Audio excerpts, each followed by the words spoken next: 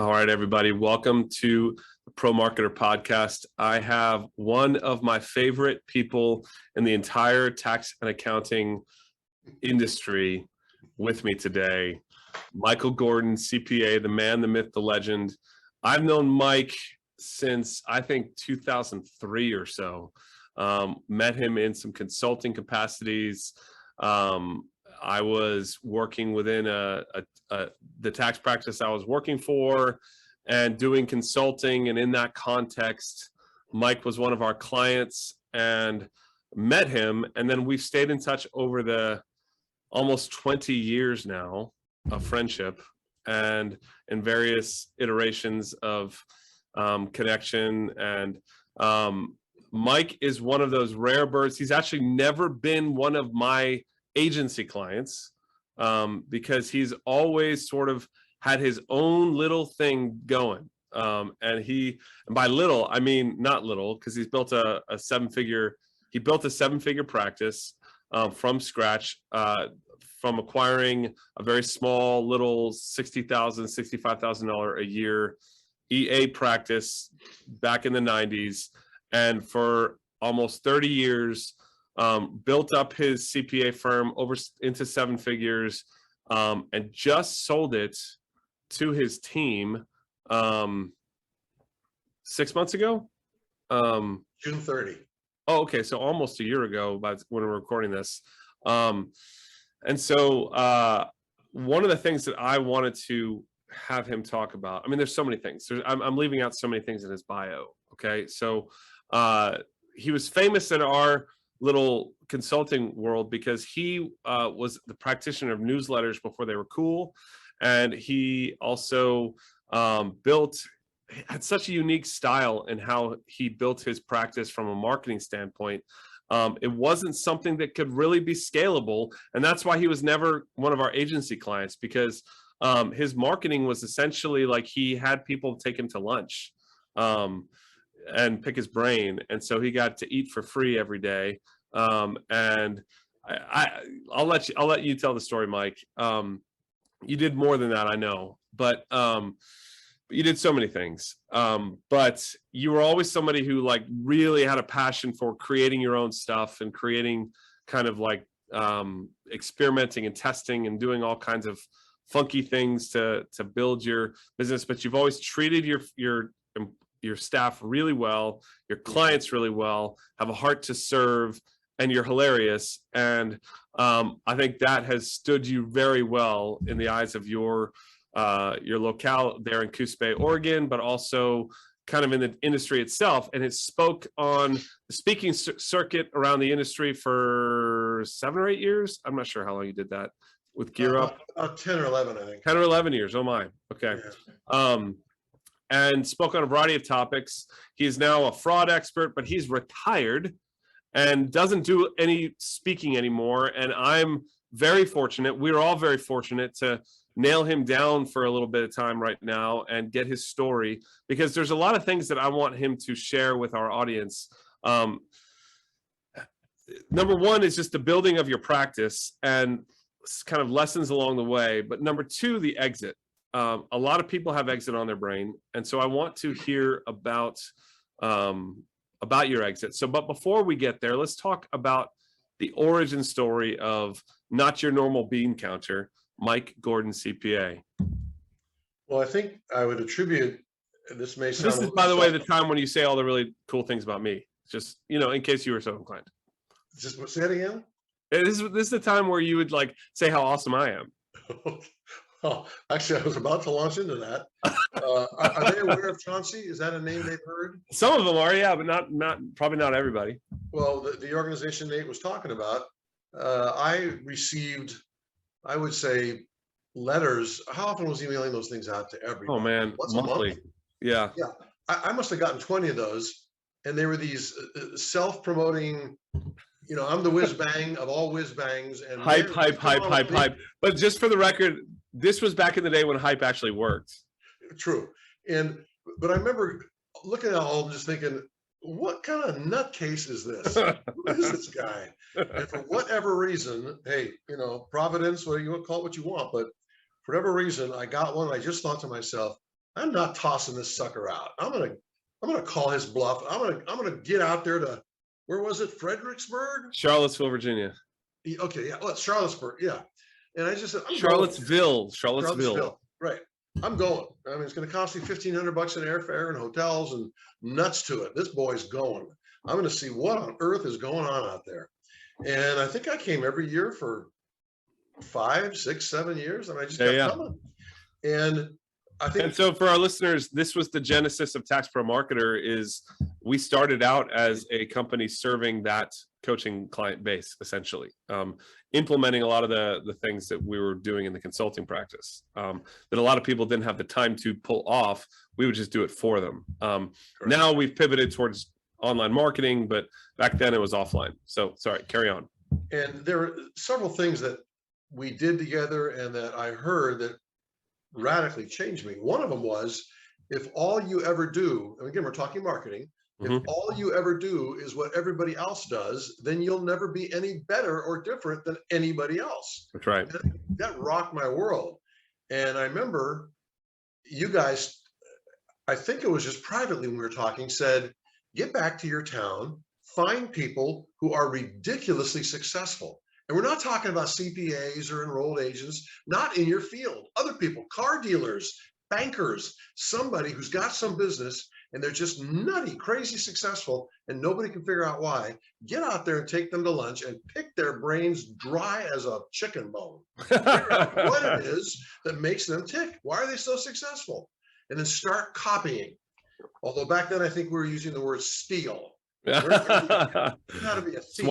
Swiping. Yeah, swipe that which works and make it make it work in your business. And the other one was Bill. What was his name? Oh my gosh. Glazer. Yes. He had that big thing about the advertorial where he showed us how he ran some big companies out of downtown Baltimore using a form of marketing that violates, and I've taught marketing in college. Those of you who are not familiar with, this is Bill Glazer. He's a legend in the marketing world, and he had a series of men's retailers, so men's clothing retailers, and he did not show pictures of suits. He wrote letters and big ones, long ones, and wrote ads in newspapers that looked like news stories. That's an advertorial. Now, the marketing world has shifted a lot since that time. This was the late 90s, early 2000s when he was doing this, when print media was still king. But direct mail, I mean, this stuff still works.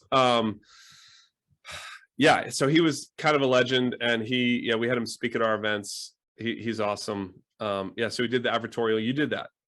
I did that to hire people. Yep. I remember that. Oh my gosh. The last person I hired for our team mom, lovely, wonderful gal. I remember that. Her husband's a contractor. We decided that we're going to do an advertorial, a full page ad called largest classified ad in the world. And then it said, we, in gigantic letters across the top, we need a team mom, exclamation point. And then there's a great detail, and I mean, enormous detail about how cool it is to work at our place, how awesome it is to be there, how fun, how great our clients are, how great we are, how much we eat, how much we do all kinds of stupid, crazy things together.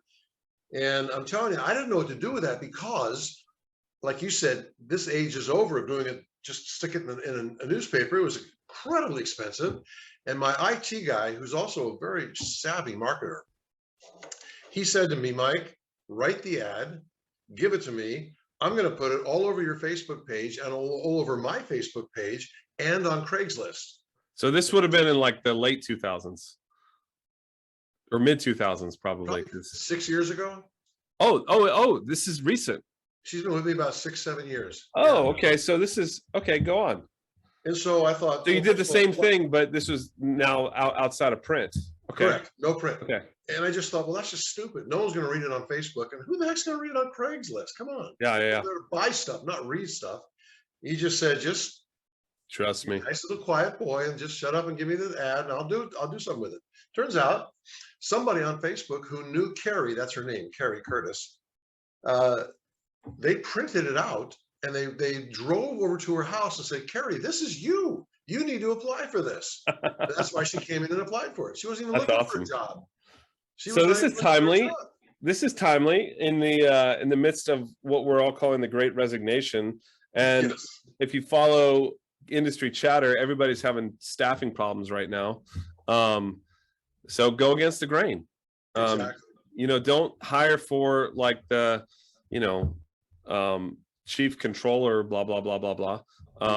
You know, tax preparer grade 2, blah, blah, blah, blah, blah. Team mom, or what other kind of roles did you have at your practice? Well, the person we hired before her was a gal named Alicia. And we decided we needed a staff person.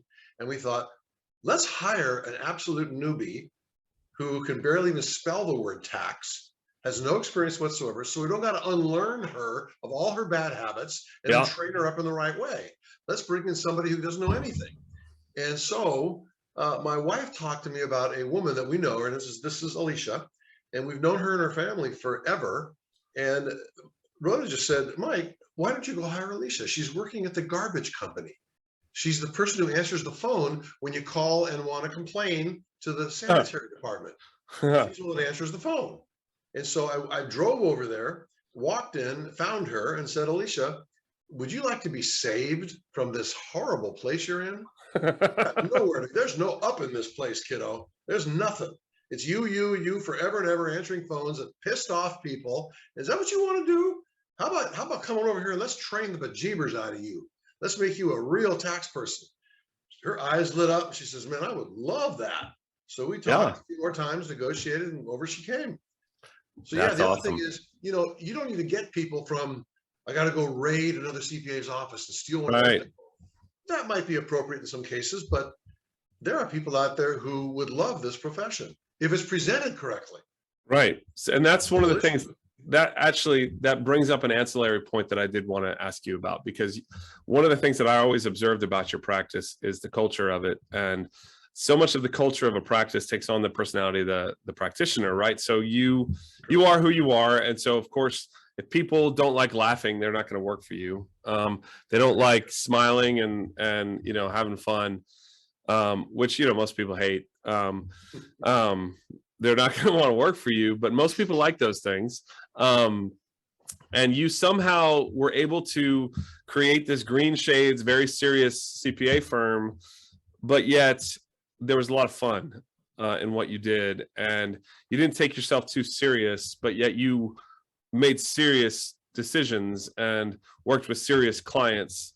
So how did you thread that needle? Like what did you be sure to do or not do to create that culture within your practice? I think the main thing was meetings with my staff. We had in tax season, we have weekly meetings, outside of tax season, monthly meetings, if not more. Excuse me. And those meetings, for example, you would think in the middle of tax season, you got a meeting, say on Thursday morning with the staff. What are you going to talk about? Nerdy, technical tax stuff. Client stuff. Yeah. Exactly. No stinking way. I took it upon myself because, again, as you know, I was a teacher for Gear Up. I would bring into that meeting the last week's worth of important tax cases, any new changes in legislation, any pending changes. That was my responsibility, but I would cover that in 10 minutes. And then we just talk about what's everyone done? What was your best vacation? What did we, you know, laugh, talk. We'd have great little, Rhoda would always bring, of course, as you know, Rhoda's a professional baker. She would bring tons of great pastries. That's Mike's wife. Sorry. but the meeting was primarily laughing and talking, and fun with each other. And I got told by so many CPAs, what a waste. Do you realize how much money you're wasting having all those people there in the same room? Again, take their billing rate. You know how much money you're leaving on the table? My response is, you knucklehead, may you stay as stupid as you are. Yeah. You don't get it. You really don't get it. This is called productivity. No, it's called staff retention. It's called culture creation. It's called the Hebrews have, not the Hebrews, but the Hebrew language uses the word chesed, like for that that connection point between Yes. people, that indistinct kind of like flavor of connectedness and joy. And you can't like manufacture that without the time that you put in to like ask those kinds of questions. Correct. And a big thing, which at the time I didn't realize how big it was going to be. One of the staff meetings, everyone goes out for lunch. Right. And I said, hey, look, I know you're all busy. Do you like going out for lunch? It's unanimous. No, we want to be here to work because we want to end our day as soon as we can. We're putting in 10 hours. We want to get out of here. So I said, well, then what's up with lunch? It's just a big waste, but we got to eat. We're hungry. I said, well, wait a minute. How about this? I just right off the top of my head, I just said, what if, and I looked at, it was Carrie. I said, what if Carrie went shopping every week and we made it so good in our break room that you would turn down a lunch anywhere, anytime with anybody to stay in the office and eat lunch? What would that look like?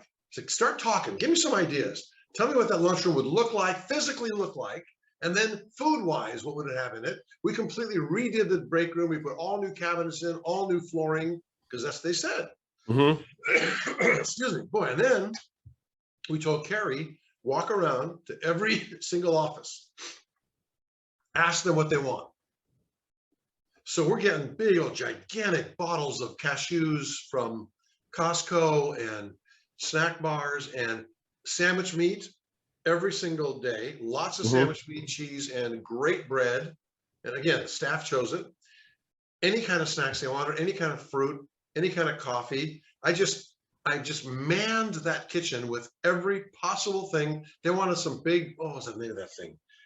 You've heard of it. Everyone, the gigantic blender. Come on, what's that gigantic? The Vitamix. Vitamix, yes. I had to get a couple of those. We're talking spending some money here. Yeah. To me, it's like paying somebody a commission. Right. You can't pay too much commission. That's not humanly possible. Well, and your staff the the staff is the greatest asset that you have, and we all know how hard it is to replace a key staff person and how expensive it is to train them. Yes. And in time and money, and obviously the salary or whatever you're paying them, and it's the best investment you can make. Making your team happy. No, I have 18 employees here, and we do a variety of things very similar to that. And I've only learned it in the last few years. It's something that doesn't come natural to most business owners, especially probably CPAs and practitioners who are not inclined in those ways, perhaps. But look, you have trouble with staff retention. Make it amazing to work with you. Why not? You can do what you want. You're the business owner. You can write off all of that stuff. Exactly. So you guys know that. We all know that in our industry. So it's staff retention and staff development and creating that culture of joy in your practice. I love that. So talk to me about dealing quickly with any problems. I've got all women. The guys that have worked for me haven't worked out for whatever reason. All women, and I get asked all the time, well, women are catty. I don't know where that comes from. Whatever. How do you get along with all those women? How do you not have fights all the time? I'll tell you what happened. We had my senior CPA who passed away, and another of the gals, they were having a problem. And I've always told my staff, I will not allow personnel problems in my office. It will kill everything. And these two just couldn't get it worked out. So I called them into my office, and I love both of them. They know it. And I just said, look, you guys are having a problem. It's obvious. Everyone knows about it. And it's affecting the morale. So I said, it was about 10 in the morning. I said, today or tomorrow, preferably today, you are going out and you're going to have lunch together. Go somewhere nice, charge it to me, and you're going to work out your problem. And when lunch is over, you're going to come back and you are going to sit in front of me and you're going to prove to me that you've worked out your problem. Wow. And if you don't convince me, you're both fired. Wow. And I looked at the chief. I mean, this lady was best CPA I have ever worked with. So good. It's just incredible. Her name was Debbie. And I said, Debbie, you understand it's going to kill me to fire you. But for some reason, you two, you're mature, you are smart, you are competent, you're the best people I've ever worked with. And I know you can work this out. You're just being stubborn and lazy. And I said, get out of here, get to lunch. And they did. They came back and they convinced me that they had worked it out, and they did. That's fantastic. That got around to everybody. Was like, oh my God, we better treat each other well. Man, he's serious. That's awesome. So like you said, there's the funny moments, which is the majority of it, the fun, the privilege of being there, the camaraderie, but you've got to have some serious moments. That's good. We had a training one time on the biggest item of theft in a professional office. This is covered architects, engineers, everybody, is time. Not just things. Things also, but time is the number one. And I remember at the next staff meeting, they were kind of talking about it. And I said to them, look, I'm going to nip this in the bud. No one's going to steal any time from me. And I remember one of them looked at me and smiled and said, what are you doing? Monitor everything we do in our office and on the internet? And I said, no, I've got the absolute most elegant solution you're ever going to hear. You can't steal from me because I give you permission to do anything you want. You want. So when I walk into your office and you're playing or you're ordering stuff online because you really need something today and it's really work time, you don't need to shut off the screen or turn it your way or jump onto that Excel worksheet. I don't give a rip. If you're buying something online, I want to see it. I'll ask you what it is. See if I can. Good for you. Because I'll know if you're messing around because I do the billing. I'll know if you're chargeable enough. It'll be obvious if you're goofing off. And to me, the attitude is if you're spending 30 minutes right now doing personal stuff, it's none of my business. You just do it. Good for you. You owe me whatever time you owe me. And you're a big boy and you're a big girl. You're going to get it done. And you charged out your people, like you build out your people by the hour. That's correct. Yeah. Okay. We don't do the by the form thing, and I know a lot of people really don't like the way I do it. I get that. And no, that's fine. The books on so-called value billing, which is you throw out the time and right. And I don't poo-poo any of those. They're great books. They're good. I just didn't go that direction. No, that's different than what I advise people, but it worked for you, and so it did. And for anybody doing that, let me bring up one thing that made me. I'm sure to tell the truth here. Over 100 grand profit in 1 year. Extra profit, because I did one thing. It's what I call my method of value billing. And I just thought, I'm going to do this. And I tell you, it took all the guts I had to do this. So I'm sitting in front of my computer and I've got 4 tax returns in front of me. They're done. They've been reviewed. It's now time to bill them. I do like everybody else does. First thing I look at, what I billed last year. Oh, I billed them $1,200 last year. Okay. Then I asked myself a series of questions. First question, what I billed last year, $1,200. Okay. What do I genuinely believe that I could raise that to without even batting an eyelash from this client? What could I, $1,200 to what? What could I raise it where I know they wouldn't give a rip? I'll just play with some numbers here. 1,400. Okay. Now, next question. What's a number above 1,400 that might cause them a little bit of heartache and some concern and might cause me some concern? And I went, 1,600. And then my goal was bill that every time. And I don't know how I got the strength to do it. I just did it. And I'll tell you, some of the bills I put out, I just thought, oh, I'm going to get cremated on this one. I only had 2 people even call me about the bill. Everybody just paid it. Thanked us for what we did. Thanked us for the work we did. So an extra 100 grand profit.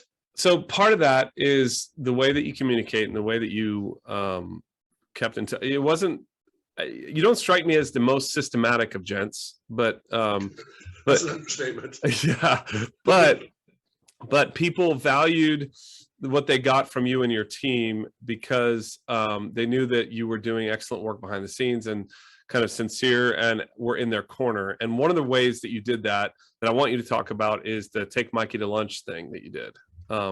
So, you kind of refer to yourself in the third person as Mikey. People think that's self-deprecating, and it's fun, and it is, and it's great. but so tell me, talk to my listeners about Take Mikey to Lunch.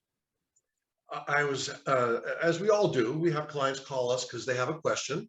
It might be a question on their tax return, a question about something we just did for them, or a question they heard one of their buddies talking about while they're having a beer with them. And they're wondering, well, how come I've never talked to Mike about that? Or well, I need a second opinion or something. But we've all heard this too. We're talking to them maybe during the tax preparation process. And what do you mean 4 months ago you had a question? Why didn't you call me? Did I get a call from you? And the answer is, well, you know, but you charge. And I know if I go sit down with you for an hour, which I really wanted to do, you're going to charge me. And I just didn't want to get the charge.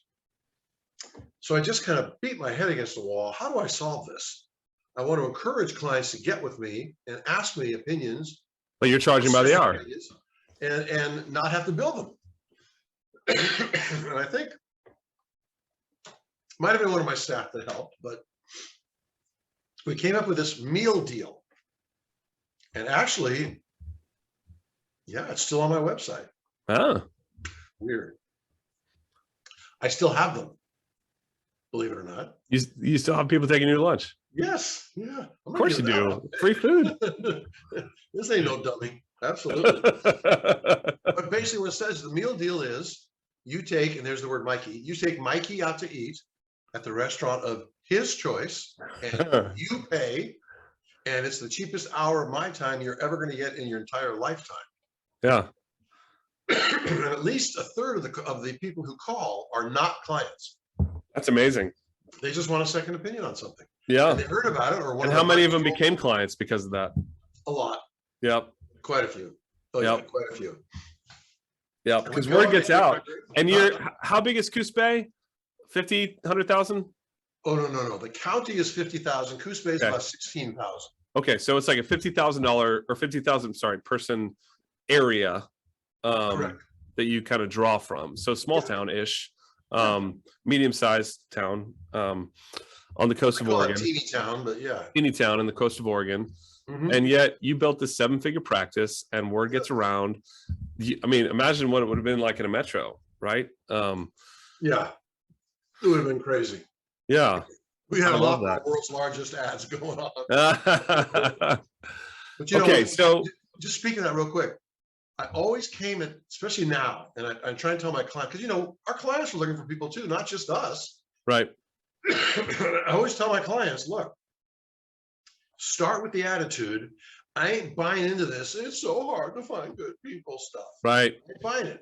I'm buying into there are really good people out there. It's just a matter of you getting in front of their face. Right. And you'll get them. Right. Amen to that. And I've always acted in that capacity. I always believe the right person is there. And doggone it, I'm finding them. Amen to that. No, I feel the same way. I feel the same way. People. Yep. It works. Okay. So, so you built your practice. You didn't give a lot of details on what you did to build it, but it sounds like there's a lot of shoe leather, a lot of networking that sort of happened naturally. Let me do a couple things. Give me a couple high points on that. Clubs. Sorry? Service clubs. Okay. Hopefully, all the people listening are aware that whatever town they live in, there's probably a Lions Club, a Kiwanis, a Rotary. These clubs and a group of realtors that get together. I can't tell you how many clients I've gotten just off the realtors. Oh, yeah. And the ROA, Rental Owners Association. Every small town's got them. And anyone who owns a rental is probably going to their monthly meetings. The food stinks. The speakers stink. And they're dying for people to come talk to them. Sure. I'm kind of the go-to guy in town for the realtors and the rental owners. Every year they just beg me to come out and give my update. And they love it because it's funny and I tell stupid stories. I get so many clients from realtors, and every realtor in town will now call me when they have a client that wants to do a 1031 exchange. They want to get some information. And oh, by the way, those are the right kind of clients to have. Oh man, they're wonderful. They're great. Right. Great. So that's one thing. The Take Mikey to Lunch thing. And just your personality in general, like you were not afraid to poke some bears and just kind of be yourself, and you didn't have to project in a particular green shady kind of way. No, as a matter of fact, the whatever you call it, logo, slogan, whatever, the not your basic bean counter. Right. That came about because I had a client who was one of the graphic artists for Microsoft and Intel. Mm-hmm. And she and her husband moved here, and she was still doing that work.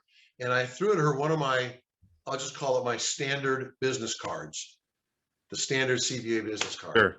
And her name was Diana. I said, Diana, what do you think of this? She looked at it and gave it a look for about 2 or 3 minutes, threw it back at me and said, boring, typical boring, stupid CPA attorney business card. Tells everybody what they already know, don't need to know. Yeah. And I said, well, gee, you've been with me for a year now. Do you think you could come up with something better? Something more like me? And I'm not kidding. She looks at me, she goes, you mean something kind of stupid? I said, exactly. Yeah. How about something kind of stupid? And she says, okay, we'll start with this. Growing up, what ad do you remember the most you've seen on TV? And I said, oh, I can answer that really quickly. For whatever reason, there was this ad, and I don't remember if there was any music to it or not, but it was the ad that was, it was an Oldsmobile ad. This is not your father's Oldsmobile. And they're trying to get away from the old people Oldsmobile into the, no, this is really cool. It's really good for young people. Right. Says, okay. She was like, get out of here. And I get hold of you in a couple of weeks. I'll come up with some stuff. So we got together again. She came up with not your basic bean counter. And, you know, words that you and Chauncey and some of the others, Bill, had taught me was this issue of a home run. Mm-hmm. How do you know when you've hit a home run? That was a home run. We had no idea it would have the impact in our city that it had. That's awesome. And I get told that someone meets me, they go, oh, you're the, and they always say it wrong, which is even better. They repeat it like 3 times. Oh, you're the not your average. No, you're the basic. No, you're the, and they keep messing it up. And I'm going, no, not your basic bean counter. And then I'll point to my truck, which has a license plate NYBBC. That's and awesome. I think that's New York something or New Year's. Yeah. Basic bean counter. Okay, so I just need to interrupt here and say this is a unicorn kind of thing. And what's funny is I've been around the industry for a long time, and I know a lot of CPAs. I know people have like actually swiped that from you, but I don't recommend that everybody kind of just ape that kind of thing. It works because it's Mike. Generally speaking, Mike, I think you know that sort of where I come down on this stuff in the online world. It's in some ways less fun than it used to be because you have to do the blocking and the tackling of like the feeding the algorithms and the content has to be out there and the reviews and all blah blah blah blah. And that's sort of what we do here at Tax for Marketer for people. It is really interesting to realize that there is this branding side that does matter as long as it's synergistic with who you are. And so I just wanted to insert that, Mike, because I don't want everybody to try and just do that. All right. So talk to me about the exit. And then the last thing I want us to talk about is I want you to tell some fun fraud stories because you read every year the report to the nations about fraud. And I know you've got some juicy anecdotes. So in about the 10-15 minutes we have left, I want you to talk about your exit. And if you're comfortable sharing numbers, great, but that's fine. If not, if you could sort of like talk about how you went about it and things you've learned after the fact. Sure.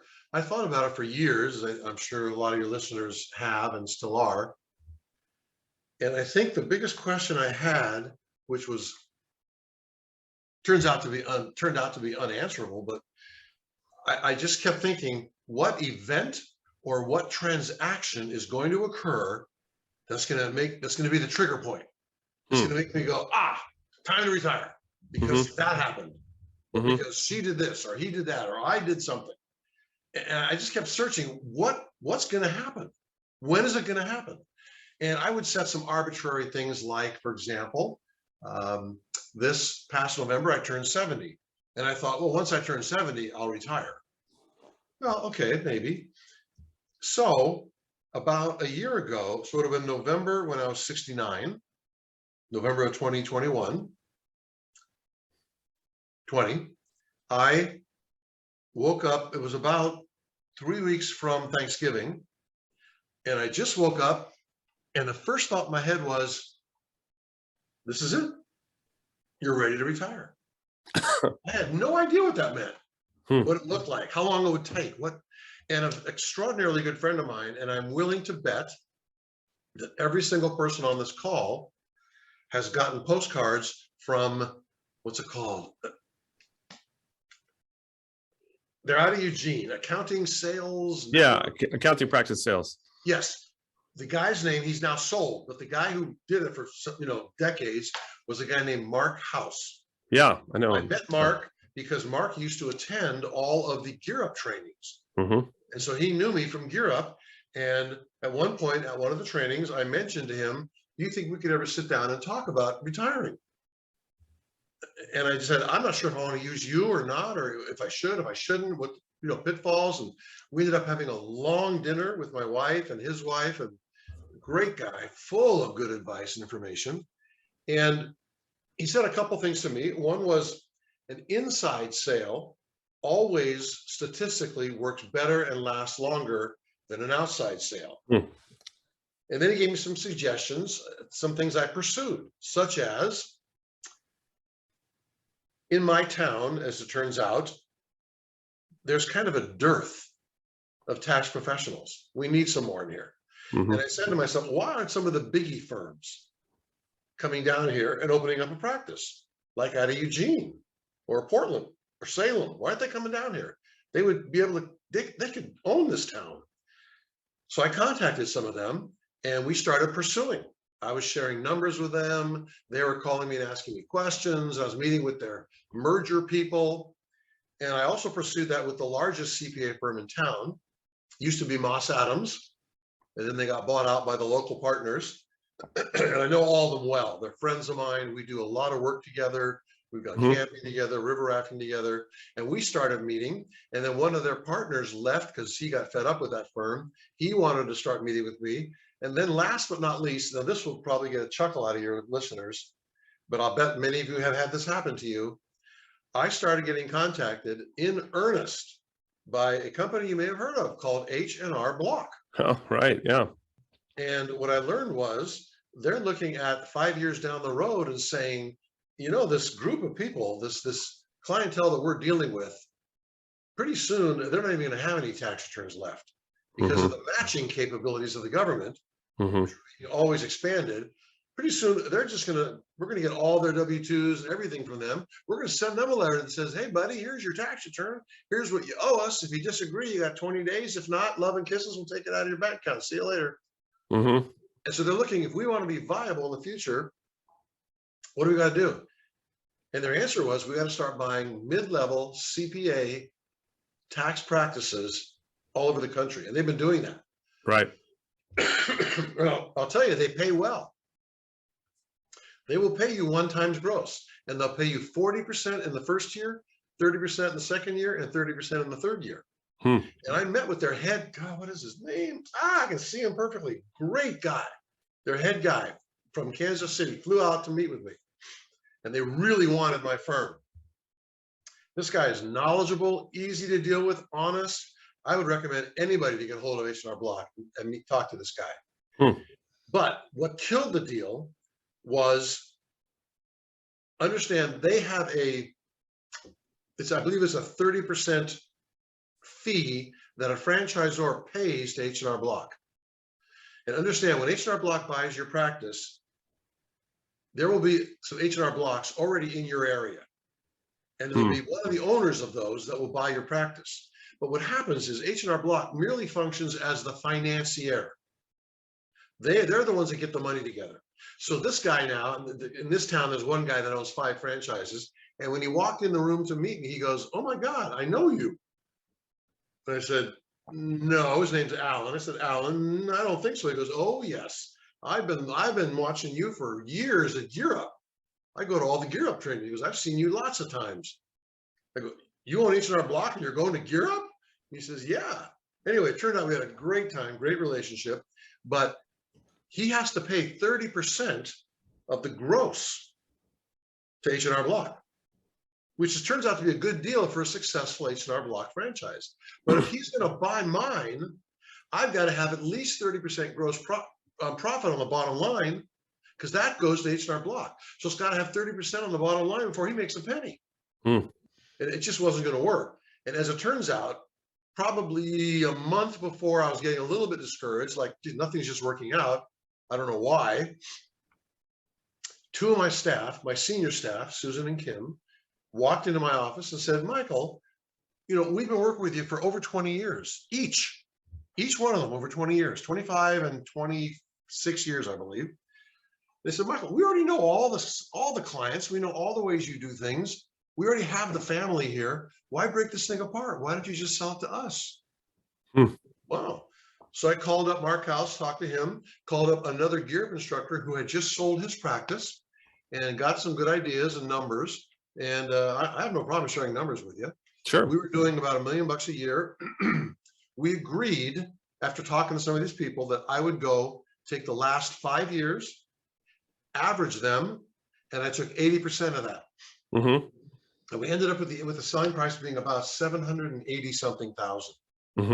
Over 15 years at, I think, 5%.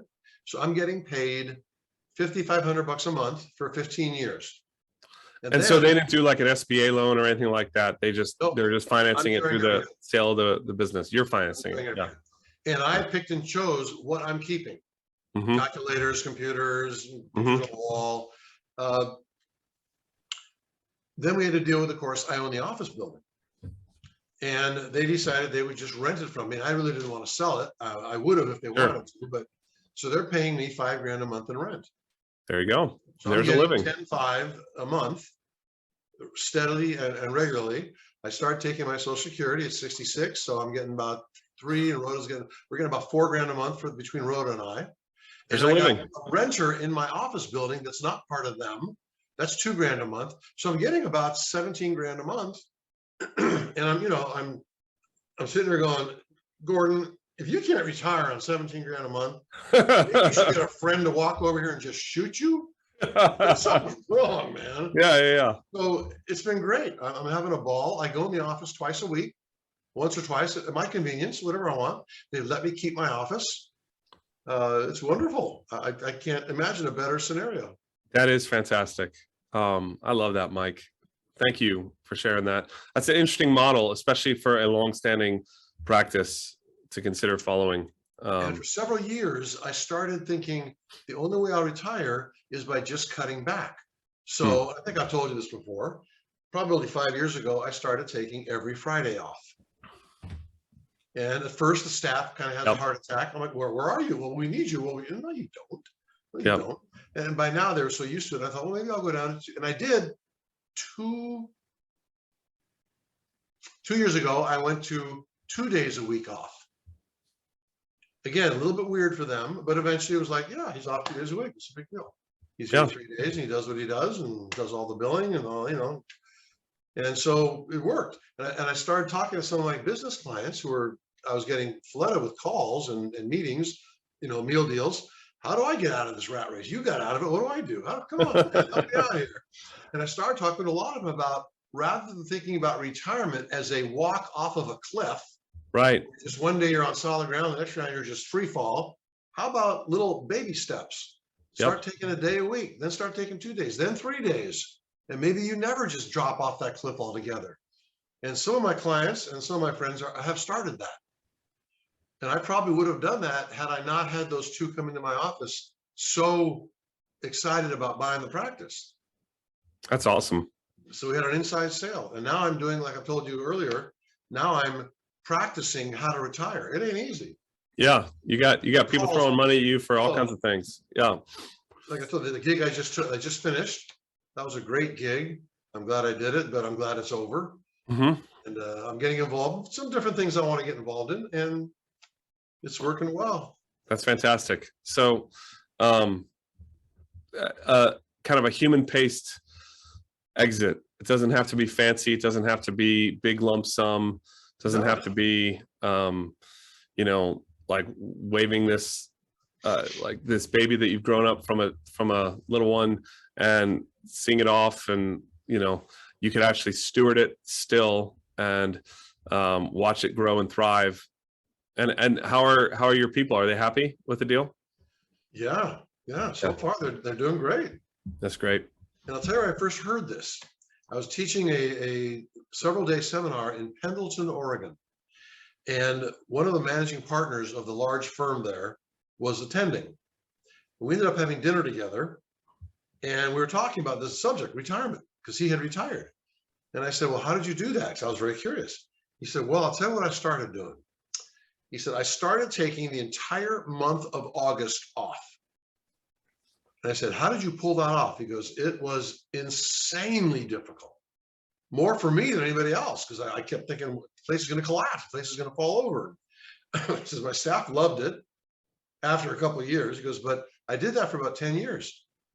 And then I started taking the whole month of August and every Friday and every Thursday and Friday. And then he just eventually was like, what am I doing? I'm out of here. He goes, but it worked. And I remember thinking to myself, I could never take a month off. How on earth could you do that? But he said, Mike, some things you don't wait. It's like having kids. I'm not gonna have any kids till I'm financially able. Well, then shut up and don't ever meet any women. Just shut up and go about your life, buddy. Welcome to the real world. Real world is, you're gonna get pregnant, you're gonna have a kid, and you're not gonna have any idea how you're gonna support the kid, but you will. Yeah. So just shut up and do it. Don't get I know about that. I know about that. A lot of things in life that you just do it because it's the right thing to do, and it works. You make it work. That's why it works. A lot of life is that. I love it. All right. To close here, Mike, thank you again for your time. Give me a couple juicy fraud stories. What's one that caught your eye from this year's report to the nations? Well, I haven't read the whole thing through yet, but one of the juicy ones from a few years ago, when they're talking about who did some of these frauds, how much, was a older. Before you go on, if those who don't understand the report to the nations, okay, let me explain that. Explain what that is. Yes. Yeah. Now, ACFE, all caps. Yep. That's the Association of Certified Fraud Examiners, right. ACFE. And I believe it's acfe.com is the website. And they put on courses all over the country, all the time, and not free, of course, to get you accredited as a certified fraud examiner, which I think if I had to do it all over again, I think I would do it. It's like a really good coursework. But they also put out annually, typically comes out in March, that's when this one just came out, something called Report to the Nations. And if you go onto their website, or if you just Google Report to the Nations 2022, you'll see a link, they'll come up, so you can download. It's, I think this year it's 97 pages. I just posted, I think it's 97. And I got a copy back at my office. I wish I had it here in front of me to remember some of the stuff, but it is the most wonderful. I read it cover to cover. And I haven't read it yet because I just printed it a little while ago. It's back in my office and I'm going to get the time to do that. And then I start posting on Facebook all the juicy details. They go into who did it, what the duration, and duration just means how long did it go on until it got caught. And by the way, small businesses have twice the amount, typically about 200 grand, whereas larger businesses, the average is about 100. And in the larger business, it lasts about 12 months. In the smaller business, it lasts about 18 months before it's caught. So it's way more incumbent upon people like us who are in this business to be alerting our clients to these facts and helping them understand how important it is to put in fraud catching and detection programs. And you can get all that from the ACFE. And even and this is something else I just did, you can get all of your clients to get onto their website and sign up for training on things they can do in their business, things they can watch for to be aware of what they call the warning signs of fraud. They got all the resources. They're great, great stuff. But this report is fun. Now, the juiciest one I've ever heard over the last 10 years, again, this little old lady, and she embezzled something like $800,000 from her son's business. Oh. And she's in court testifying, and they ask her, well, ma'am, why did you embezzle? Why did you take that much money? And her answer is just, you just want to get up and kiss her. It's just the craziest. She goes, well, Your Honor, well, you can see his financials. He's doing fine. He didn't miss it. And besides, I'm his mother. This is her testimony. This is public testimony. Besides, I'm his mother. I deserve it. And he didn't miss anything. That was her testimony. Good grief. Oh my goodness. Yeah. Take care of your mothers. Yes, yes. And for those of you who've been in the call, probably not that many on this call, but my background is Arthur Andersen. I spent 6 years with them. I was doing tons of audits, and this was in the Denver area, in the Denver office. And doing an audit, a financial statement audit, you have to, and this is not nice to, you ought to, you have to do what's called an examination of, or a risk assessment of their internal control system. So you learn about what are internal controls, what are good ones, what are stupid ones and useless ones. You have to analyze the client and come up with good suggestions as to where they're weak in their internal controls. These are areas that you can really help your client in. And I'll throw out one last thing. There's a report called the COSO report, C-O-S-O. And you can go online and just type in COSO internal control report. You can buy it, you can get subscriptions to it. It's a whole agency, and they list hundreds and hundreds of things you should be doing to enhance internal controls. And my experience is clients eat that stuff up. Yeah. And I've gone in and sat down with clients just on a 20-minute basis, talking about things like, who handles your cash? How do you handle that? How do you document it? How do you document your accounts payable system? Do you initial everything? Do you have tick marks? Do you have legends? What about your credit cards? Who's got credit cards? Who reviews them? And listen, sit down with your clients and have these meetings. I'll give you one good example of what happened. I sat down with a client of mine who does road building, asphalt paving. And I was talking to them about reviewing their documentation. And the two owners, these two young kids, great people, good friends of mine, they said, well, we trust everybody that got the cars. We don't worry about it. And besides, the major purchaser is our foreman. He purchases all of the materials, the equipment, and concrete and sand that we need. Okay, all right. Are you looking at the invoices? When the statement comes in the end of the month, and you got those bazillion invoices because you bought so many things, who's looking at it? And the answer is, well, nobody really. So about 3 months later, they came in, they wanted to have a meeting. We sat down and they said, oh, we fired the manager, the foreman. I said, whoa, what happened? He said, well, we did something stupid. We listened to you. I said, well, I was dumb. They said, we know. And I said, what happened? They said, well, we started looking at all the purchases, and they pulled out a big, thick monthly statement with all the invoices attached. And they turned to an earmarked page and they said, Mike, look at this. Now, I don't know what I'm looking at. It's just a ton of items on there. And I said, what? They said, look at these items, Michael. Do you see what these are? I said, yeah. And they go, do you think we use any of those when we build roads? He goes, no. They go, well, excuse me, boy. So what is it? They said, he's building his own house. Oh my goodness. And he's buying the materials through our vendors. Oh, using them on his home because he knows nobody's looking.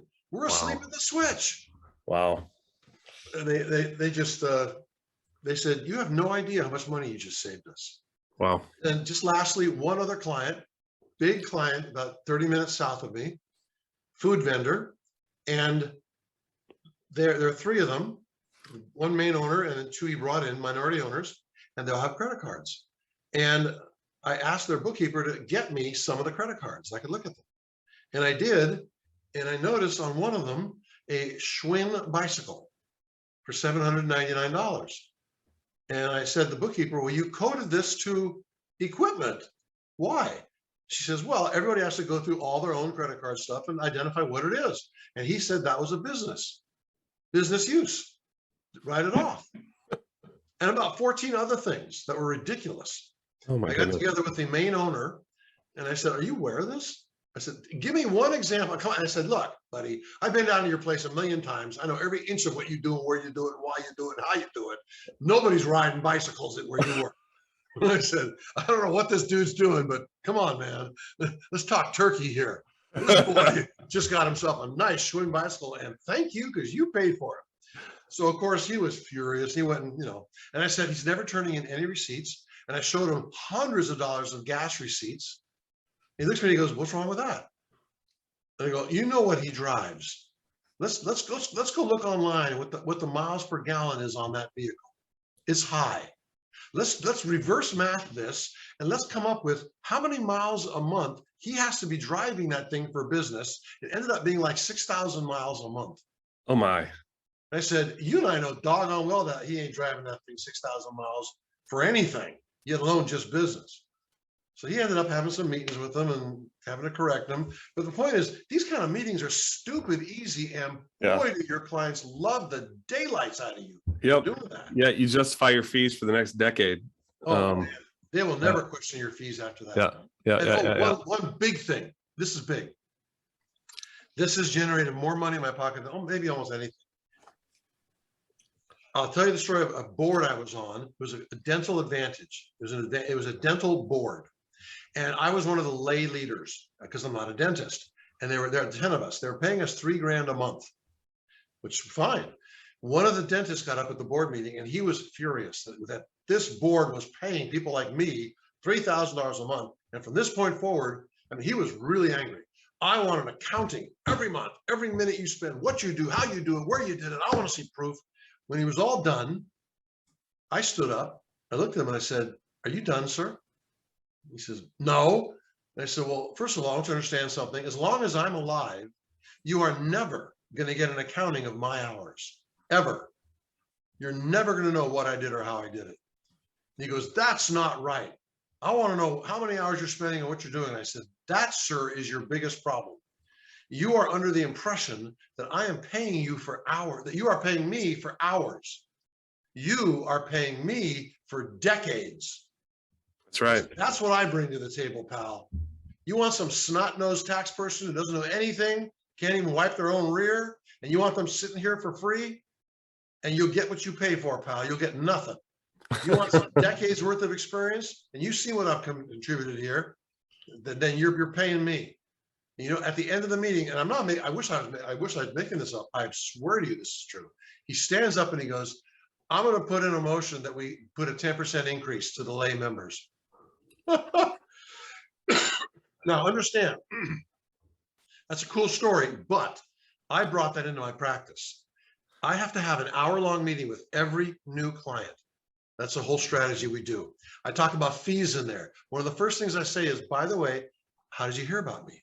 You know, the banker, an insurance agent, a lawyer, a buddy. I always start off the same way. I say, "By the way, did they tell you that I'm expensive?" If they say yes, I'll say, "Well, good, I'm glad to hear it because I am." If they say no, I'll say, "Well, that really should have been a big thing they told you because I am expensive. I just want you to know that right off the bat." I said, "I'm hoping I'll prove to you that I am really worth it. So don't go anywhere." And then I'll always bring up this thing about hours versus decades. Every meeting I have with clients, I bring that up. That's good. They all get it. That's good. And you can tell I love they it. get it and love it. I love it. Well, Mike, this has been awesome. I am very thankful for your time and for the stories. And I think there's so many different things that people could take away from this related to billing, related to culture making, related to exits, related to pricing and positioning and marketing tactics to grow their practice. So thank you so much for your time. And where can people find you? Is it just nowhere because you're retired? The best, and you know, I still get calls from Europe and attendees. They call me and they email me every month. Some are nuttier than a fruitcake. So it's just funny. My cell phone or email is the best way to get a hold of me. All right. You want me to get that out, or you want to do it? We'll put it in the show notes. I got it. Yeah, I am. Right. I love talking this kind of stuff with anybody. Feel free to call me and talk to me. And by the way, make sure you said something at the very beginning, which true, but I think it may have given the wrong impression. Was I never joined Nate's organization. You guys need to understand. I watch Nate like a hawk. And I get all your emails, and I get all that stuff. I just think it's awesome. And I didn't need to get all that to think it was awesome. I've known Nate when he was with the other organization, and I've watched Nate grow from having nothing to having a lot and doing it all the right way, and having the kind of integrity that I appreciate, and the kind of moral compass that I think we all need. And I am other than being really pissed off that he hasn't made it out to Oregon yet. I mean, good night, man. I'm going to get my big Yukon and drive it out there, pick you up, bring my trailer. I got a lot of us, brother. I'm hip. Anyway, I love you, Nate, and all you guys listening. When Nate puts out my cell phone and my email, I am more than happy to get on the phone or email with any of you guys and talk about it. And I got nothing for you to sign up. I want to make sure you understand. I got nothing hidden up my sleeve. I'm not going to be emailing you going, oh, by the way, you know, for $29.95 a month, you can get on Mikey Gordon. I ain't got no Mikey Gordon train to get on. There's no platinum level. There's nothing. Nope, nothing. I'm retired, man. I am retired and having a ball. Oh, that's how I like to fly. All right, brother. Well, thank you so much for your time. And all righty. Bye-bye.